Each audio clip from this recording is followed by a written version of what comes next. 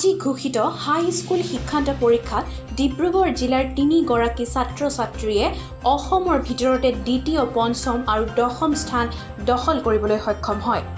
ডিব্ৰুগড়ৰ অন্যতম আগশাৰীৰ শিক্ষানুষ্ঠান চলব্ৰুক স্কুলৰ পৰা অলংকৃতা গৌতম বৰুৱাই 594 নম্বৰ সহ দ্বিতীয় স্থান, টিংখংস্থিত নীলমণি আদৰ্শ জাতীয় বিদ্যালয়ৰ পৰা মানস উত্তম নেওগে 589 নম্বৰ সহ পঞ্চম স্থান আৰু ডিব্ৰুগড় সেইণ্ট জেভিয়াৰ্ছ স্কুলৰ পৰা অনিন্দিতা কোঁৱৰে 584 নম্বৰ সহ দশম স্থান লাভ কৰি জিলাখনলৈ গৌৰৱ কঢ়িয়াই আনিবলৈ সক্ষম হয়।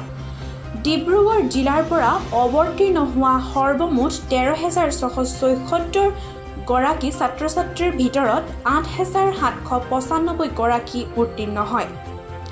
ইয়াৰে প্ৰথম বিভাগত 2,280 গৰাকী, দ্বিতীয় বিভাগত 2,815 আৰু তৃতীয় বিভাগত 3,700 গৰাকীয়ে উত্তীৰ্ণ হৈ গৌৰৱ কঢ়িয়াই আনিবলৈ সক্ষম হৈছে।